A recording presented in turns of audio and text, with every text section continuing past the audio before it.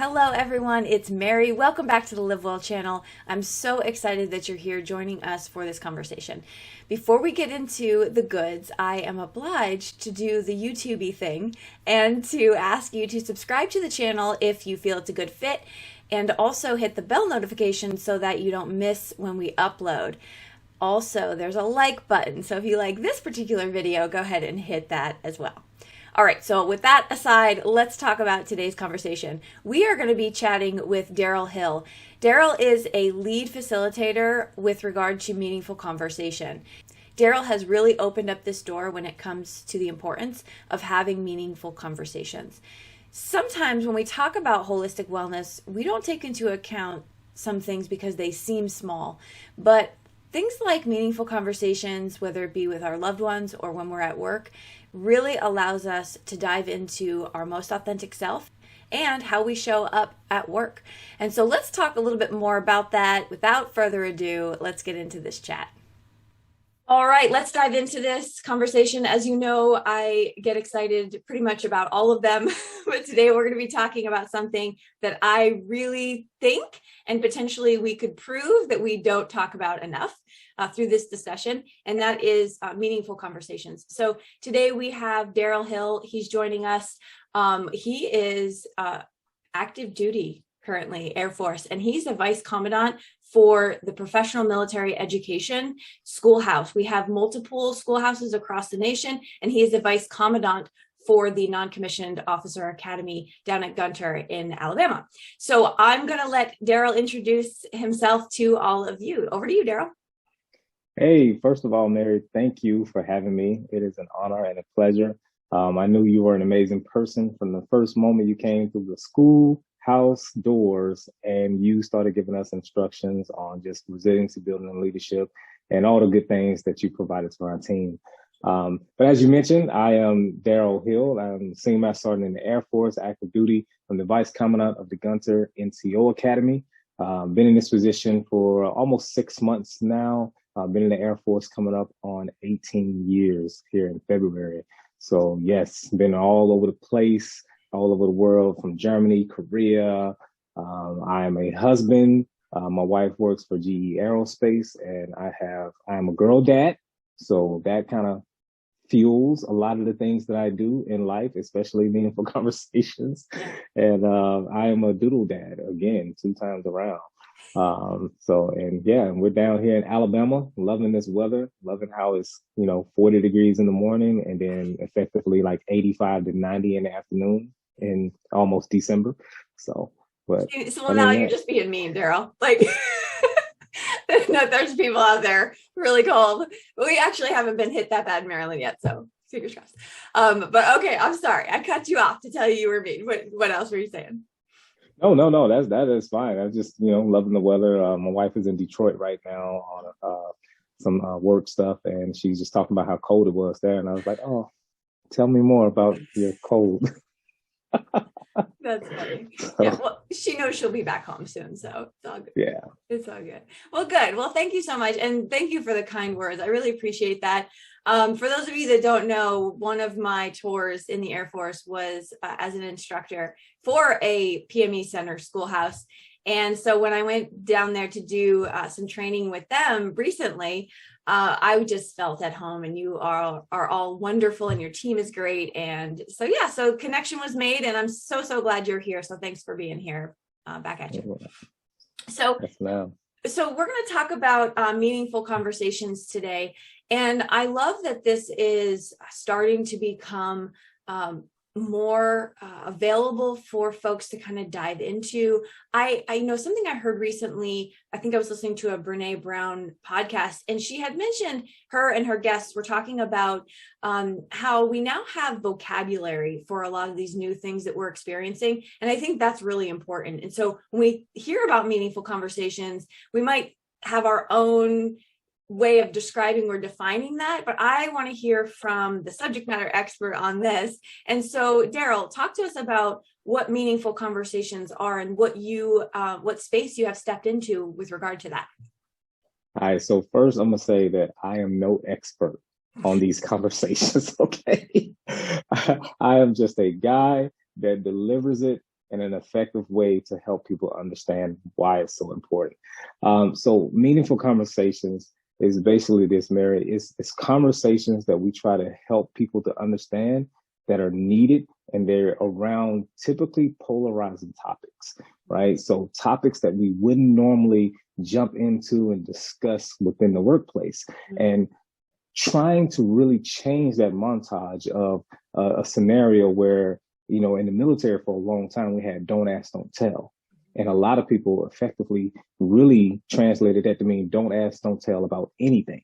That means politics. That means your sexual orientation, again, and just so many other topics, even your personal finances. You don't tell anybody your business. You don't talk about these things. You don't talk about that. You don't talk about your personal relationship or what's going on at home. But in reality, it causes people to be like kind of put on a disguise, if you will, when they go to work and they're not being themselves.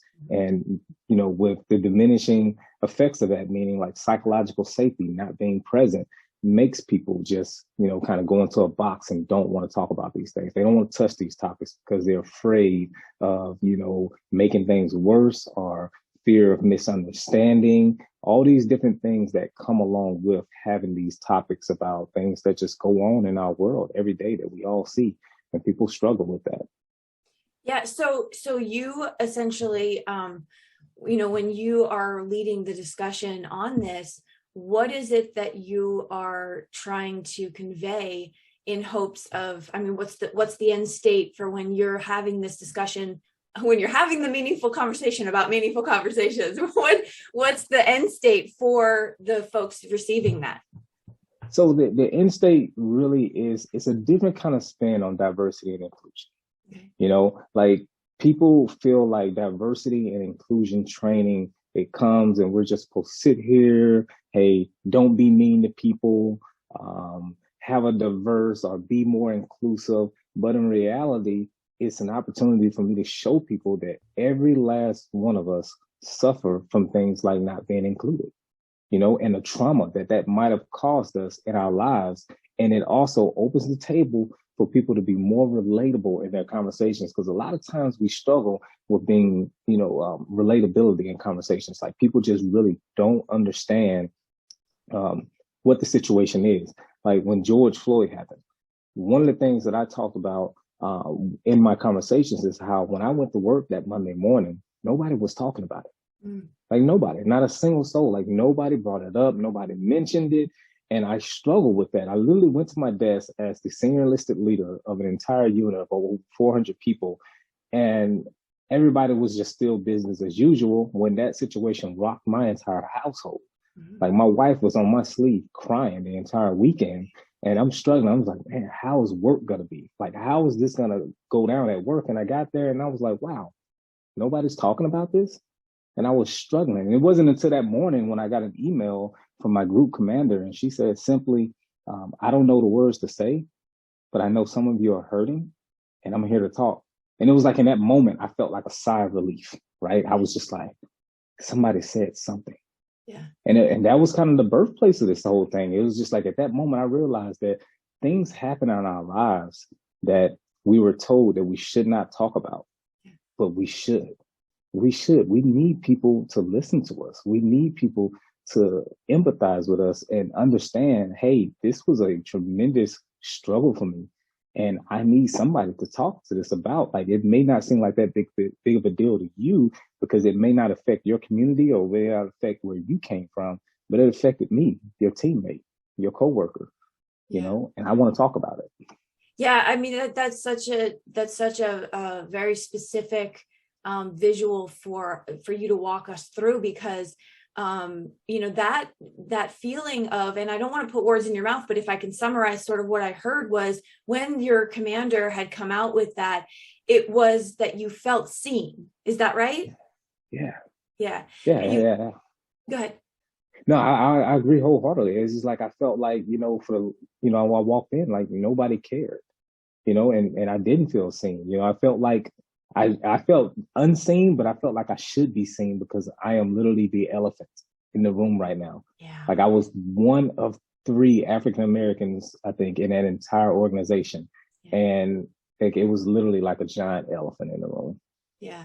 Yeah. And you mentioned that that situation was the birthplace for you to kind of step back and say, wait a second, like if I, and again, this is what happened for me. So I'm not using your words, but you know, if I feel this way during this situation, how must others feel during other situations? And what have I Yes. not acknowledged throughout my experience? Yes, it made me really put a lens on myself to kind of feel like, hey, what blind spots do I have that people may be going through in their lives and may be struggling? Like that whole situation really identified that to me.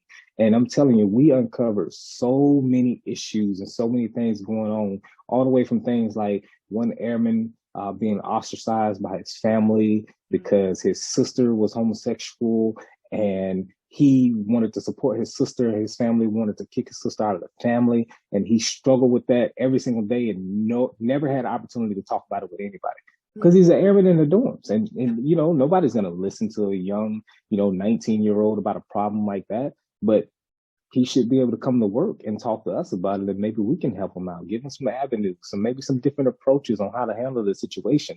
And I'm telling you, it just uncovered so many different situations within the organization that I was in, and I was just like, wow, like how many other people are struggling with things at home and effectively not being able to bring it into work or anywhere to just have somebody listen to them and to talk about it, and allow people that opportunity to empathize with them and also grow that empathy into compassion to want to act on their behalf, because that's what I really want from all of this.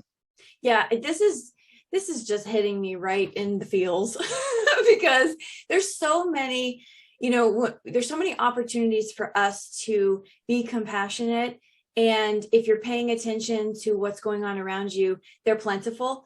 And when we understand, when we are kind of making ourselves aware of circumstances, or when we experience something personally, we can really show up for people in a very different way. I know my experience that sort of was my, I don't know how my awareness awakening of that things aren't the same way for everyone was when I went to a different service academy for a 2-month course.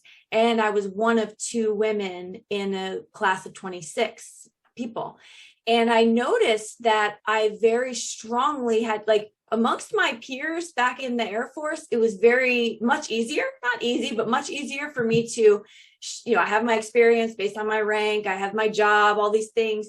And I noticed in this arena, that wasn't welcome. Just me being me was not a welcome thing. And I struggled really hard with that. But what I was very grateful for was my ability to take a look at that experience as an opportunity to now look at other things differently. Like, oh, wow, other people have to climb barriers just because of the way they look. That's something that we should probably talk about a little more. Like I walked in there as an airman, a woman, a medic. I already had, a lot of things that were filling the diversity block, but I wasn't included. And so kind of bringing that to the importance of having both of that. Diversity is important because we obviously know with the variety of thought and input, but then the inclusion part of making people feel seen and valued and heard. And so my point to that is that experience really allowed me to open my eyes and say, wow, okay, I think other people deserve this feeling of inclusivity as well, Yeah, absolutely. I mean, the thing about it is like inherently the United States as a whole, we're so diverse. We're diverse. We're the most diverse country on the face of this earth, right? We literally are one of the few countries that probably has almost every nationality within us. The issue is that human nature to want to just only cling to things that are alike us, yes, and then exclude things that are not. Like you see it even like glimpses of it in children, right? They kind of want to just go towards things that are familiar with them and they will stick to that, right? And we can't do that because like you said, like that lack of inclusivity, like it causes trauma for people. Like it really does. It did for me. So there was a definite aspect of that where I came back and people would ask me how it was, and I say, you know what, give me about 11 days to decompress, and then we'll have that conversation, because I feel like I just need that time, because I'm sharing with you a vague, there wasn't a lot of inclusion, but there was a lot of not just not a lack of inclusion, but an act of exclusiveness. So that's different. I think that's, still just as painful, but no, I think that's a really great point. I was talking to my husband in the car this morning, in fact, and I had mentioned, I was like, yeah, 15 years ago, if I owned my own business, I'd hire people who were just like me, who had the same personality, who were bubbly, who were outgoing, who just loved people. Like, that would have been the people I hired, because that's who I was comfortable with. And I figured I was pretty successful, so why wouldn't I hire people just like me? But then realizing, wow, what a faulty logic that is, and how it does no one a service, and how that has altered for me. And I would look for people opposite to my thought patterns, thought processes, all those things. So I want to ask about a meaningful conversation sort of training, or, when you're talking this through with people, what are some of the things that you share with your audience or with your recipients that help them see things a little bit differently when it comes to either taking the risk to engage in the conversation or viewpoints? Like, what are some of those things you talk about? Well, first, the thing that I always try to start with is I allow every single person to be honest with themselves. Because if you can't be honest with yourself, if you can't look yourself in the mirror and say, hey, this is how I truly feel about something, then why are we even talking? Mm-hmm. Because I don't want you to come into this conversation and be something that you're not. Right? Because if you're being something that you're not, and you're being fraudulent, then guess what? Somewhere down the line, I'm going to feel like you changed. And that's not true. It's just you're being who you really are, because you've probably forgotten that you were faking about the conversation before. And that's the whole idea behind this whole thing, is to allow people the comfort and the space to be themselves in these conversations. Like, because that's how we get the true aspect of it, right? Because how you feel about something is true to you. Like, I can't tell you your feelings are false. That's why I tell people all the time, because feelings are based on lived experiences, things that people have just gone through for themselves. And you really can't tell somebody how they feel about something isn't true. Now, we can have a conversation about it, and we can empathize with each other. We can provide more information to the topic to see if you want to, it may persuade you to change your stance on it a little bit. But in reality, no, I don't want to change how you feel about how that is, and I kind of just walk people through biases, and kind of explaining what unconscious bias is in a way that it doesn't offend people. Because that's been the thing for so long, that people get offended by diversity and inclusion training. It's like, oh, this is just telling me that I'm a bad person. It's like, no, it's just telling you that you have the space now to be who you truly are. We had, when I was at NASIC at Wright Pat, we had a former Chief Master Sergeant in the Air Force. He retired, Chief Williams. He retired in 1985 after 30 years of service. Wow. So do the math for that. Yeah, Chief Williams, no kidding, came in the Air Force pre-civil rights. One of the students in this session that I had asked him, how did he handle racism? And his answer was profound. He simply said this. He said that he would find the most bigoted, racist white person within his unit, and he would go make that person his friend. Because he would make that person see that you can love me despite what I look like. And he did that. But I tell people, like, the story behind that is something different. The issue is he knew who that person was. Mm-hmm. Today, we don't know who those people are, because we've been conditioned for so long to conceal those feelings and hide those thoughts that nobody knows that you feel that way. So we don't know how to love on you more. We don't know how to go towards you and have those conversations with you to see that, hey, you don't have to be that way, or you don't have to feel that way about me, because I'm not going to harm you. Like, I'm just trying to live this life just like you are, And that really ties back into living well. Like, because these people are at home and they have to be a certain way, and then they have to come to work and be a totally different way, when in reality, If we just knew everyone for who they were, then we could just know how to really enact the platinum rule, if you will. Yeah. Like it is the platinum rule: treat others the way they want to be treated. Like, how will we know if that person is not being themselves, if they're not truly opening it up to us and joining into these conversations and coming into these conversations with their real feelings? Yeah. Yeah. So, I think the platinum rule, so glad you brought that up, because the golden rule was a really great starting point. I do feel that way. I feel it was a really great starting point, but the platinum rule takes it to another level, and that really enhances the compassion and empathy and emotional intelligence that we have with one another. And it's a great opportunity for us to practice that. And what I believe the platinum rule does is it gives people a pause, because when you say, I'm going to treat everybody how I want to be treated, there's no thought process there. I know how I want to be treated. It's how I've been living my whole life. But when you say treat people how they want to be treated, there's a pause there. Okay, hang on a second. Do I even know that person enough to know how they want to be treated? And, exactly. as a working, when we're at work, which is, if you work outside your home with other people, that's the majority of your waking hours probably. And so when you're with these other people, are you engaging in community? And if you're not, no fault, but why? What's the environment? Do you feel like you can show up as yourself, or do you have a mask? Yeah. And that to me is another layer of, I wrote down here, you said be honest with yourself. That's like the first thing you want people to just show up and just own your truth. Be honest with yourself. And that is that requires a great deal of self-awareness. So it's, when you're having these conversations, I can imagine if people are actually taking your advice and showing up as themselves and being honest with themselves and then sharing that, I can imagine there's been some tumultuous discussions, some maybe controversial things that have come up.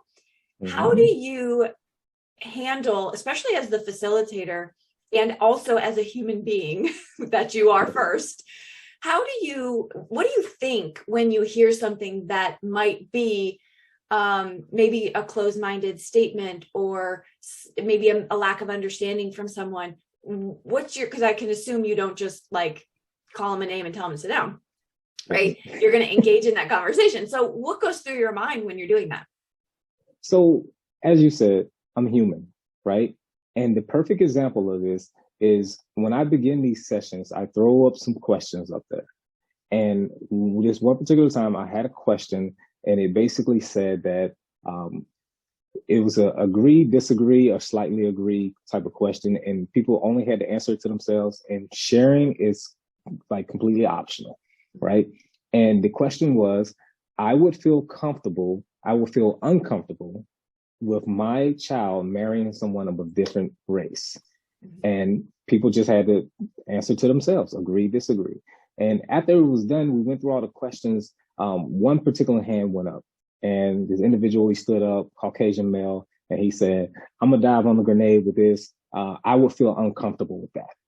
And instantly, like, this was like when I first began doing these sessions. So I was kind of just like, whoa, okay, guy, why would you feel uncomfortable with your child marrying someone of a different race?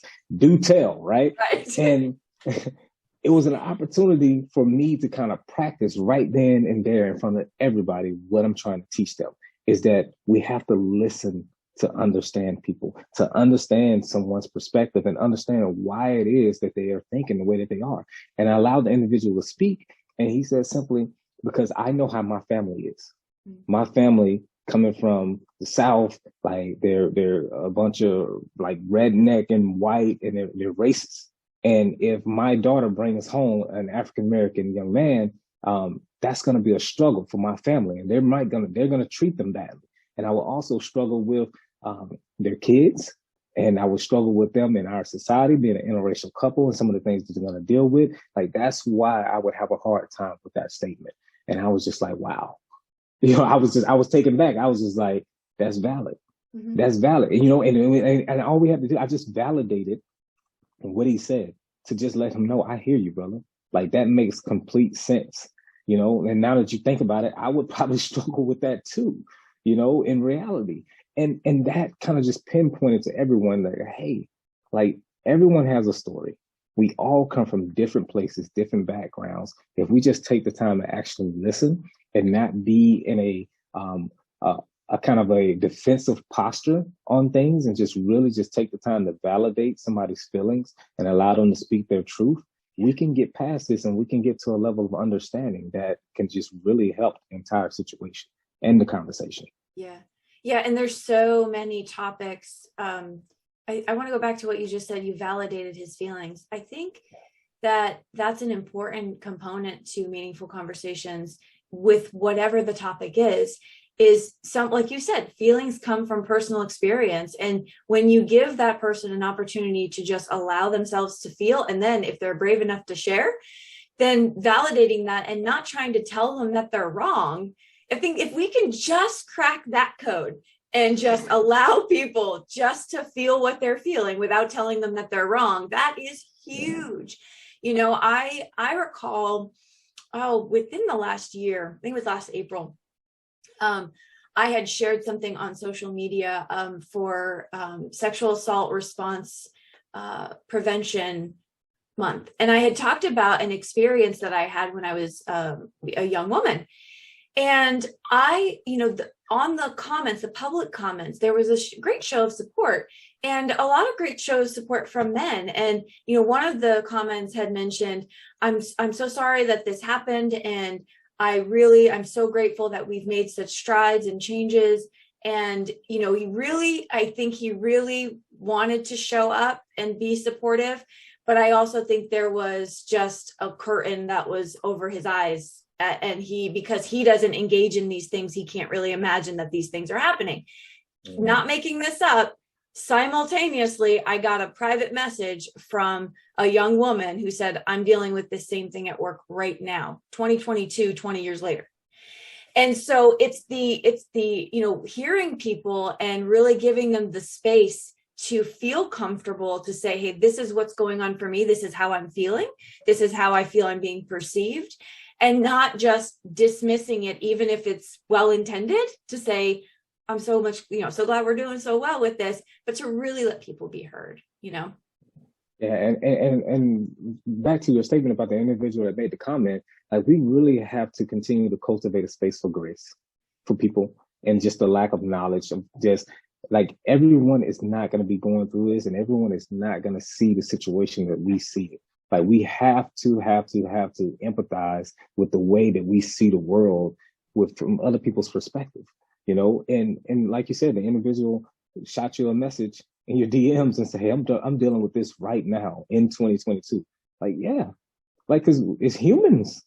Like just because something happened in the 80s does not mean it's not going to happen in 2022. Well, wait a minute, sir. It was not the 80s. Okay. No, I'm using that as an example. I could have went extreme, right? I mean, I'm sorry. I was born in '86, so saying '80s, wasn't trying to go that far back. I could have said the '60s. I know. I was gonna say you took me back 40 years in the making. No, I'm kidding. No, but you're 100% right. Yeah. Yeah, and it's just that's really what it really boils down to is just understanding that everybody's experiences are different.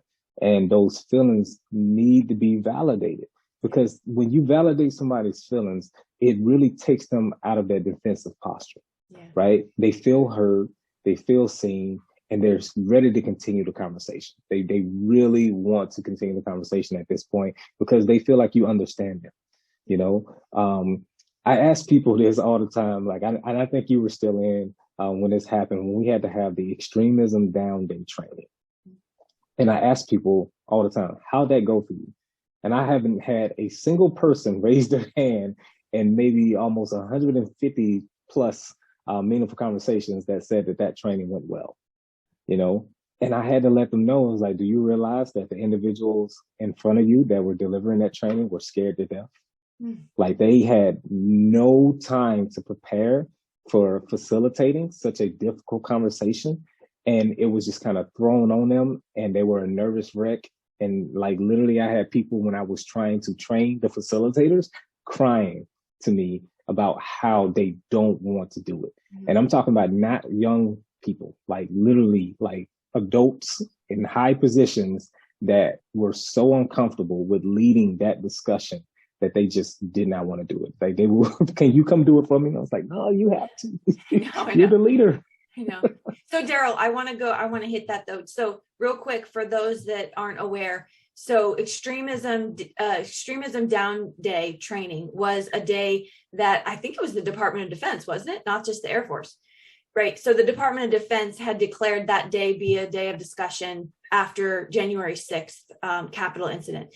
And so that's what Darryl's referring to, and the uncomfortable nature surrounding that, leaders having to get up and facilitate these conversations. And I can imagine, and I want to go back to something you said about giving grace, even the individual that commented unknowingly about the realities of the situation for women and men who are being, sexually harassed. Then you take that to the individual who has to get up and discuss this, even though they are the leader and they hold some responsibility to engage in these conversations. I want to go back to what you said, and that was to offer grace. And I really think that is a key component to well-being for ourselves and for other people. When you stop for a moment and allow people, like, just to take, what did you say? See it from their perspective, right? Yes. Yeah.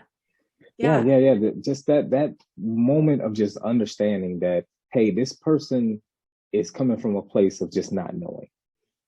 Yeah. They really are, right? One of the things that I do in my session, I find a Caucasian male and I tell him, like, as an example, like, you're a white male, I'm a black guy.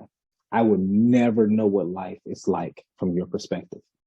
And you would never know what it's like for me. Yeah. But what we can do is have a conversation and get an understanding that life was different for us growing up.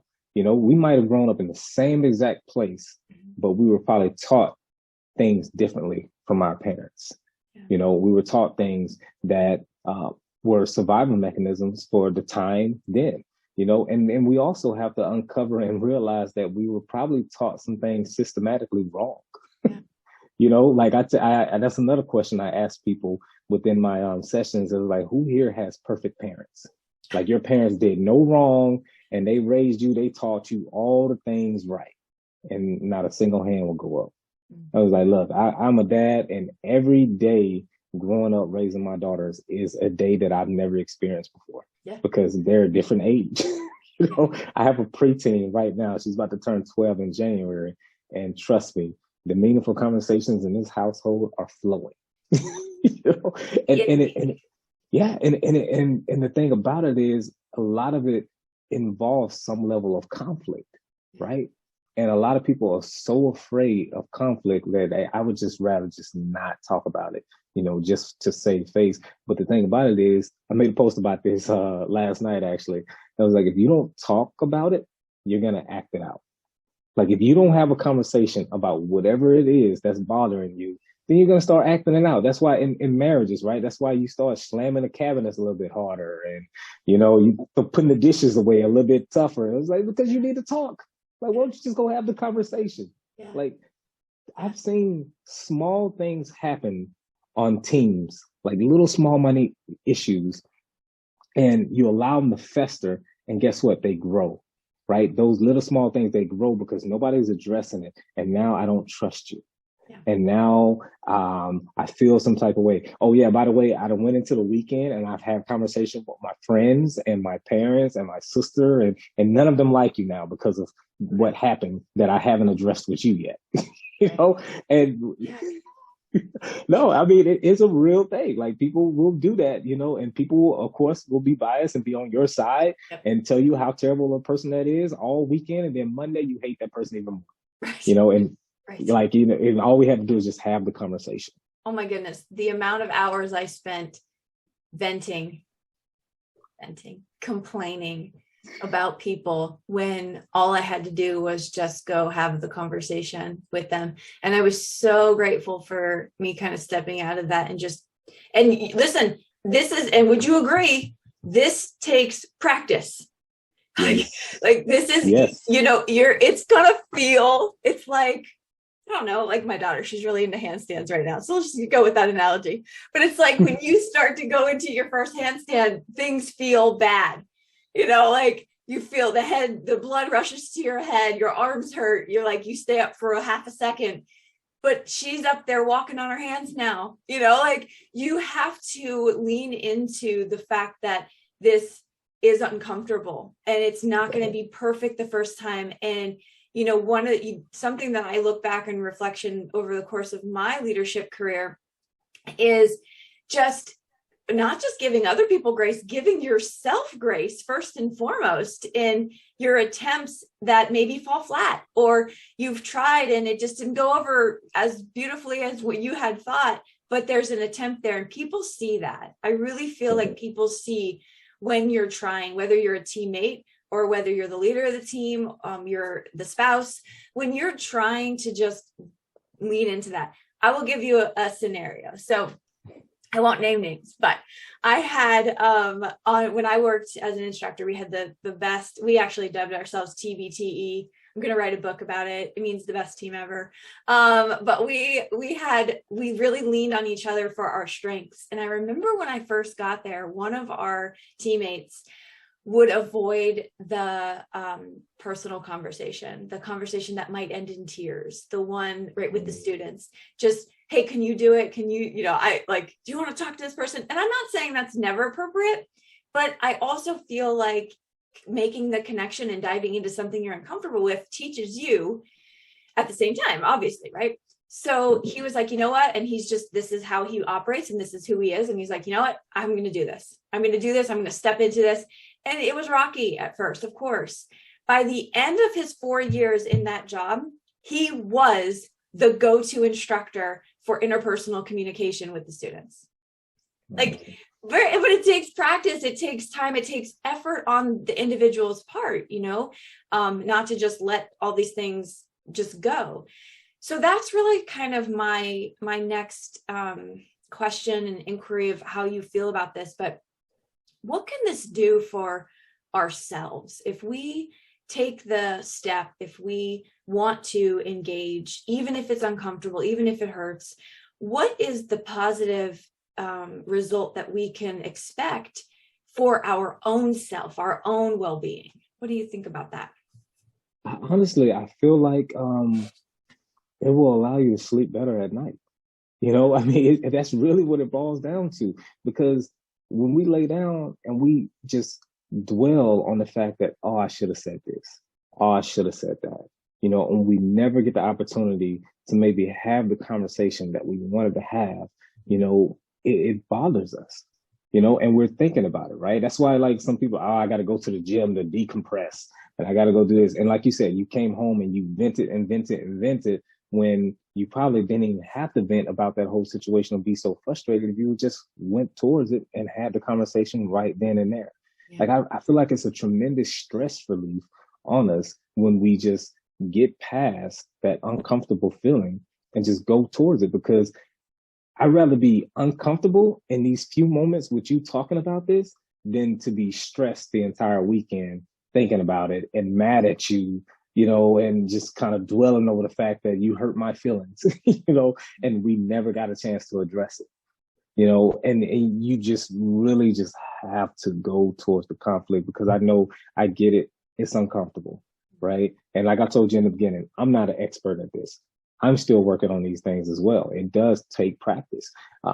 But the difference is when you allow people that space or that psychological safety to just feel comfortable enough to just release whatever it is they're going through, like, you could potentially save somebody's life. Yeah. Like, you really could. Like, I can't tell you how many times, since being in the position that I am now, that I've had people come to me and we've had some very tough interpersonal communication and just talking about their personal lives in a way. And it's so intentional, right? Like, I put all my focus on them. I let them know that they're the priority. Pull my cat out of the reader, and I'm just focused on them and I'm just listening. Because a lot of times that's what people just want. They just want you to listen. They don't want you to listen to respond, or, like, I tell people this joke that, for a while in my marriage, my wife would tell me things and she'd be upset about something. She'd be venting like you, and I'd be ready to go help her. I was like, all right, let's go fight then. Let's go beat her up. Like let's go take care of this right now. And in reality, she's like, no, I just need you to listen.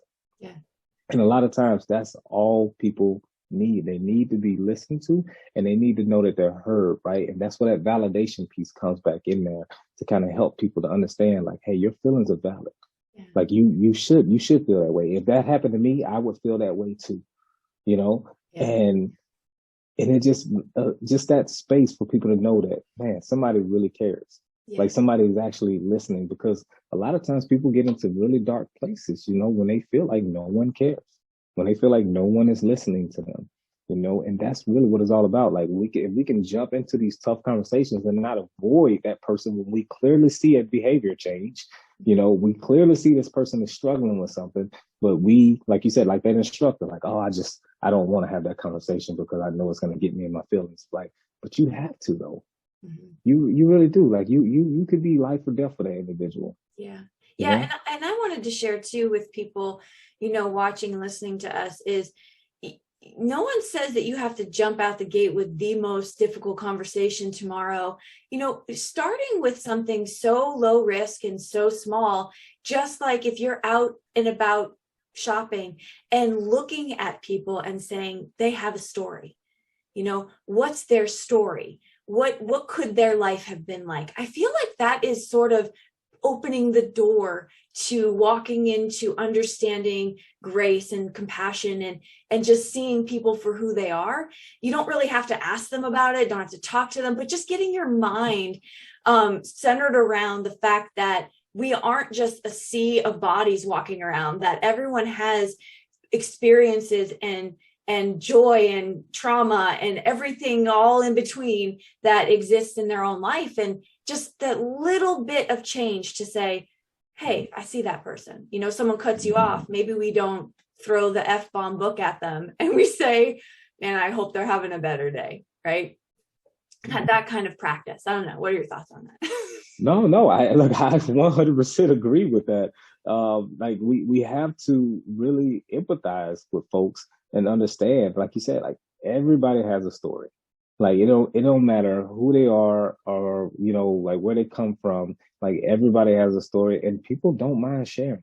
Really, they really don't, because especially if somebody's gonna listen, and especially if someone's not gonna make them feel like their story isn't that significant, because one of the things I tell people is like, you can't be like a one upper, like you can't hear somebody's story and to them it's the most tragic thing on earth, and you're just like, oh well, like I had this and this happened to me, you'll be fine.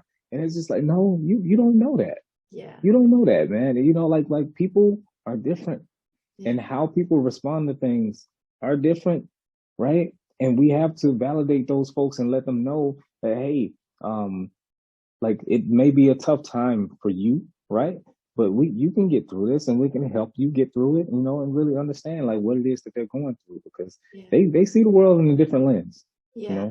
I love that you brought up the one upper, because there is a difference between sharing of yourself in order to build connection and sharing, like making your story and your situation the priority in the conversation. Those are two different things. And it's important to do the former, like making connection with people and being relatable. And those are very important things, but you have to be aware of your timing, and to be aware of your timing, you have to know self, which always brings me back to the self-awareness piece. Really, if you want to understand the world, you really need to dive in to start understanding yourself and how you operate. I think that's the greatest gift we can give ourselves, So I have like in my brain, I'm like taking this conversation in 7 different branches, but I know we don't have that kind of time. But so I just want to ask you, what's something that, as we kind of close out this discussion, this meaningful conversation, what are some of the things that you hope or want for people listening to take away? What's a big takeaway that you hope they get? Well, I really want people to understand that in conversations, you have to give people grace. And there has to be a level of trust from the beginning to understand that this person is not coming with any malicious intent or anything like that, that this is just how they feel. Because the moment we respond negatively or we make facial expressions that show, like that we don't agree or anything like that, or we tell the person but instead of saying yes and, the person will shut down. And they're not going to want to have the conversation anymore. They're not going to feel safe. They're not going to feel comfortable. And we have to understand that a lot of misunderstandings really just come from a lack of information. Yeah. Right. And if we can just take the time to, one, educate ourselves on the topic before we go out into the world expressing these feelings, that would help.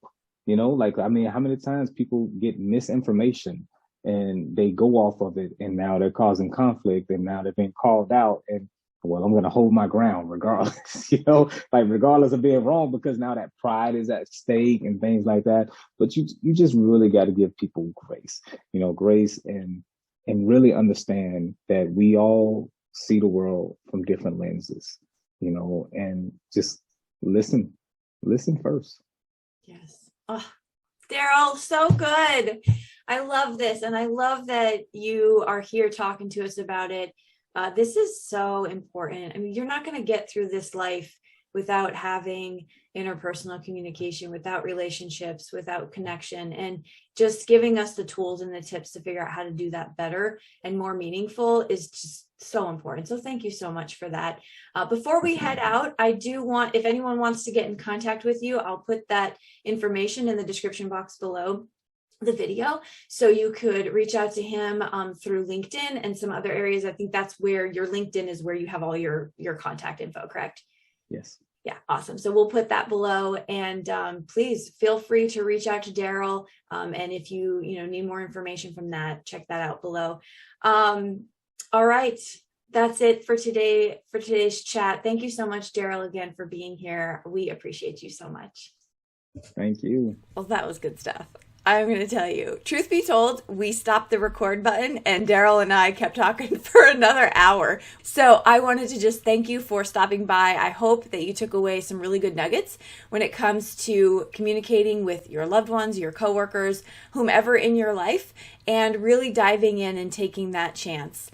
Taking the risk to really open up, be vulnerable, and show up as who you really are, because that is a critical part to our wellness journey. So thanks again. Don't forget, you can find Darryl in the description box below, as well as other platforms for you and I to link. And if you're not subscribed to my Live Well newsletter that goes out every Sunday at 5 p.m., please do so. I would love to have you on there. It's a great way for us to connect and to share a little bit more one-on-one.